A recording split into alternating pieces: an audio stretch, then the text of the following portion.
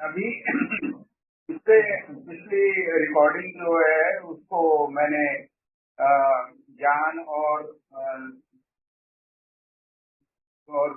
कर्म योगी के बारे में, कर्मी क्या है, तपस्वी क्या है, ज्ञानी क्या है, योगी क्या है, इसके बारे में विश्लेषण किया। उसके लिए आपका धन्यवाद। अब मैं आपको अध्याय 7 भगवत ज्ञान की तरफ लेकर चलता हूँ। श्रवण करने से श्री कृष्ण के बारे में ज्ञान मिलता है। भगवत ज्ञान कैसे मिलता है? श्रवण करने से मिलता है। इसको सुनना आवश्यक है। ज्यादा जो सफल वक्ता होता है वो अच्छा श्रोता भी होता है। इसमें नवता भक्ति जो है वो सुनने से आती है। सुमिरन मन ये जागता है, शुद्ध भक्त होने का ज्ञान है। 3 प्रमाण से ज्ञान प्राप्त करने के तरीके इसमें संबोधित किए गए हैं। प्रत्यक्ष प्रमाण है, अनुमान प्रमाण है और शब्द प्रमाण है। वेद पुराण शास्त्र शब्द प्रमाण है, राइट एंड टेस्टेड है। शुद्ध भक्त से ज्ञान अर्जित होता है। जीवात्मा में क्या होना चाहिए? श्रद्धा होनी चाहिए, ज्ञान होना चाहिए, श्रवण होना चाहिए और स्मरण होना चाहिए। अब जीवात्मा को 2 हिस्सों में बांटा गया है।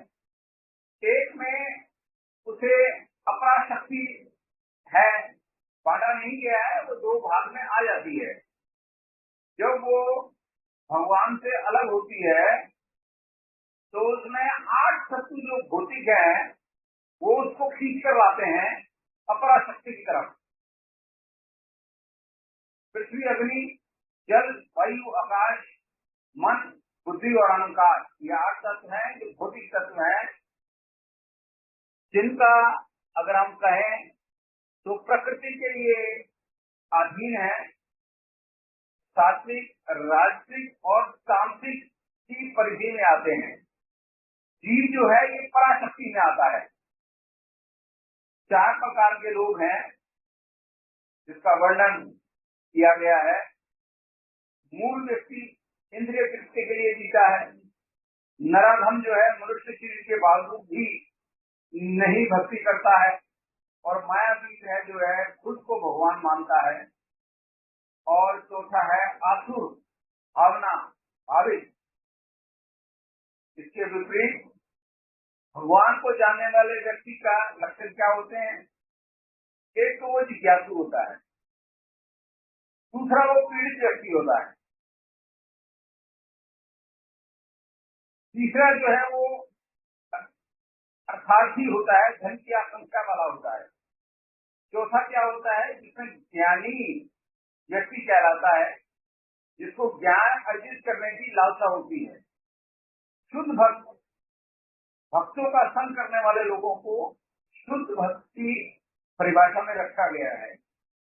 भक्ति भी 3 प्रकार की बताई गई है। केवलम भक्ति है, प्रधान भक्ति है और पूर्णभूत भक्ति है। प्रधान भक्ति में कर्म और ज्ञान है, पूर्ण भक्ति में कर्म और भक्ति है।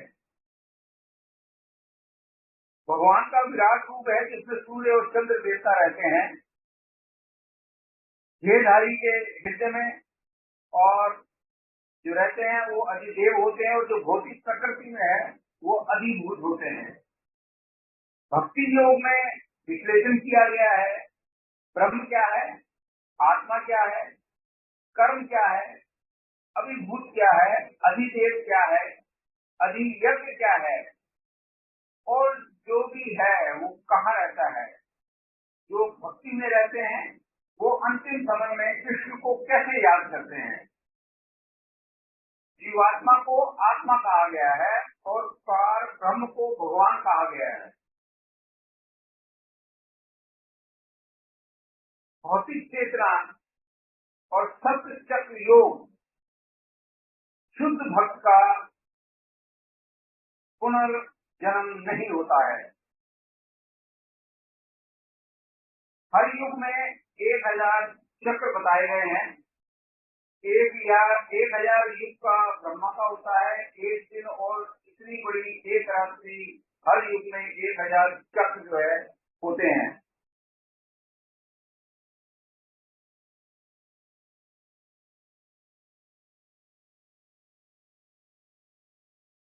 इसमें मैं आपको कुछ ऐसी तब्दीलियों की तरफ लेकर चलता हूं अब, जिसमें आप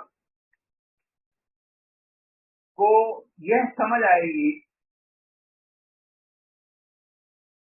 कि भगवान ने जीवात्मा को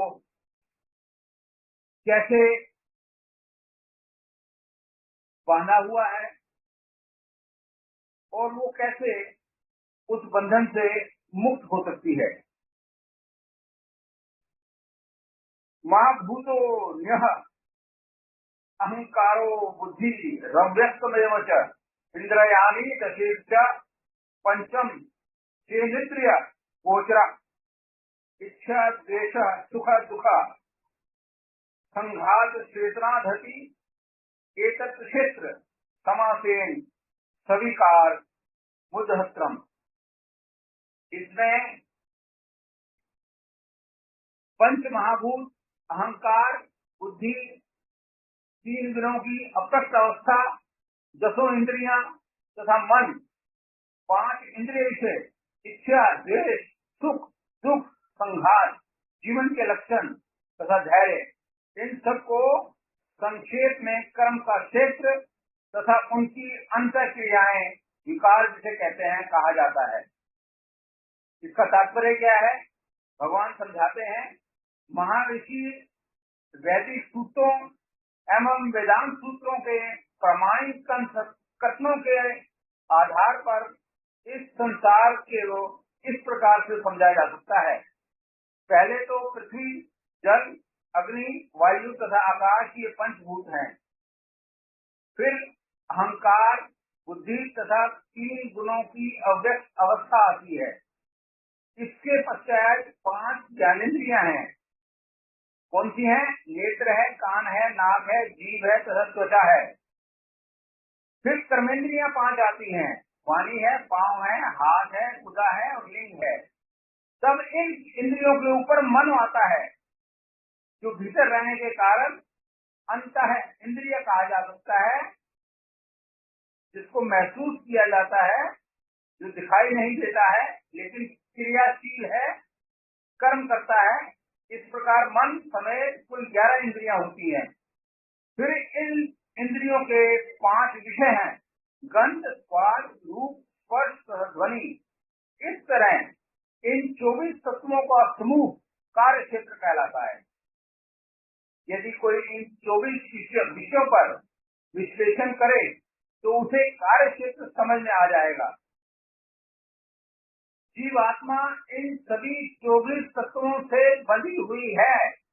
फिर इच्छा, द्वेष, सुख तथा दुख नामक अंतःक्रियाएं जो विकार हैं, जो स्थूल देह के साथ 5 महाभूतों की अभिव्यक्तियां हैं, चेतना तथा धैर्य द्वारा प्रदर्शित जीवन के लक्षण, सूक्ष्म शरीर अर्थात मन, अहंकार तथा बुद्धि के प्रत्यय हैं।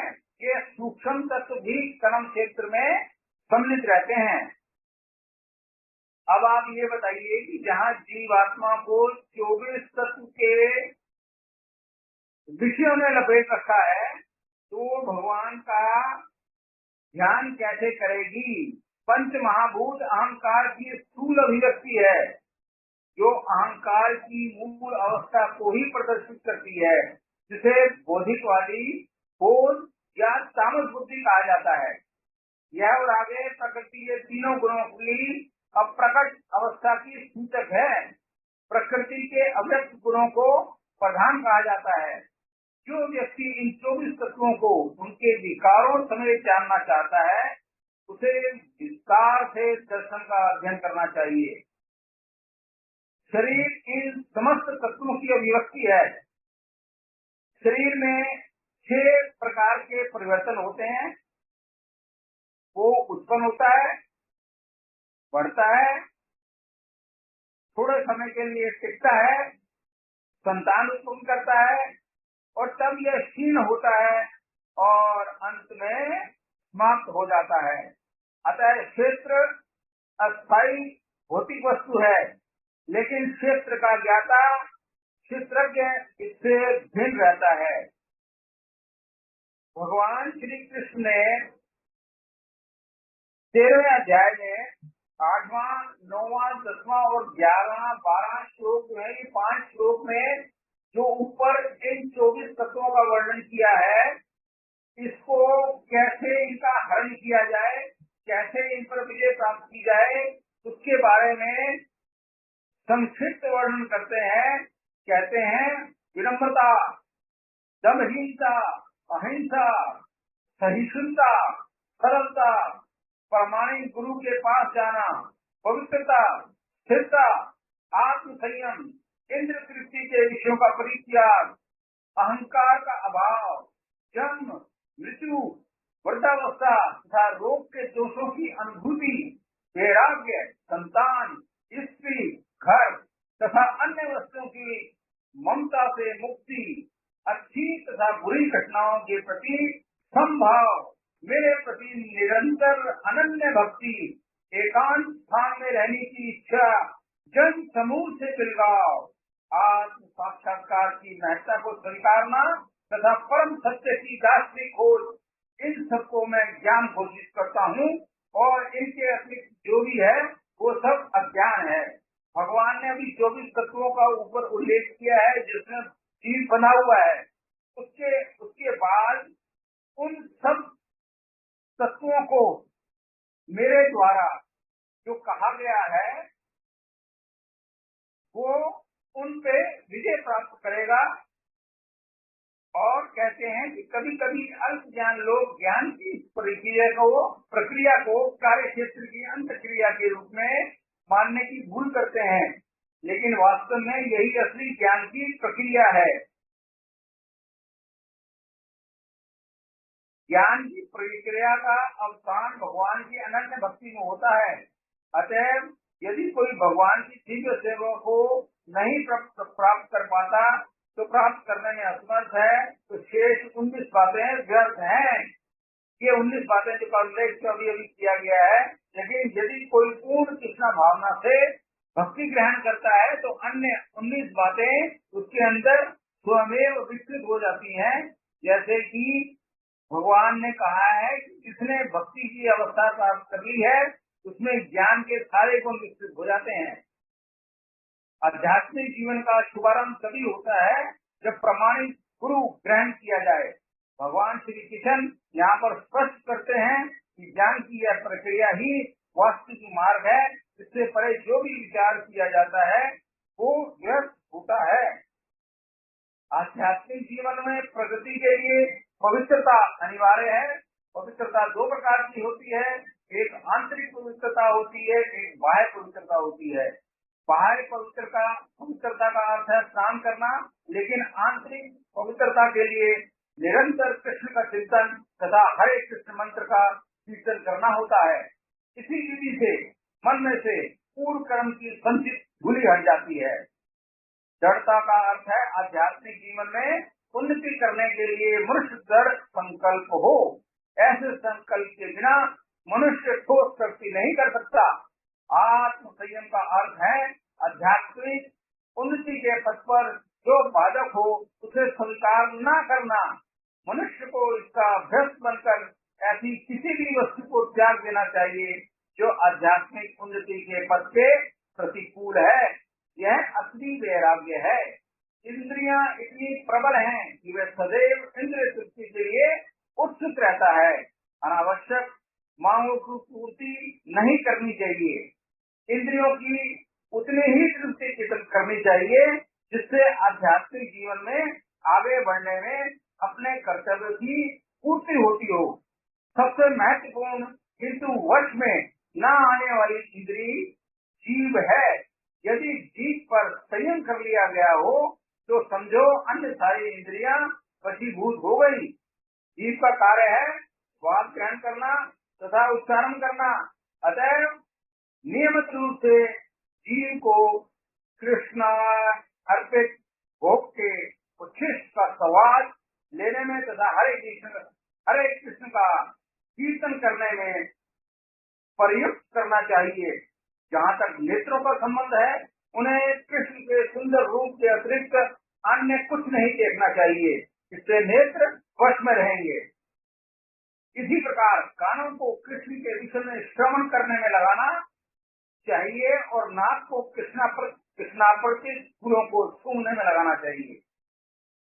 जो कृष्ण को अर्पित किए गए फूल हैं उनको सूंघने में लगाना चाहिए। यह भक्ति की विधि है और यह समझना होगा कि भगवत गीता केवल भक्ति के विज्ञान का प्रतिपादन करती है।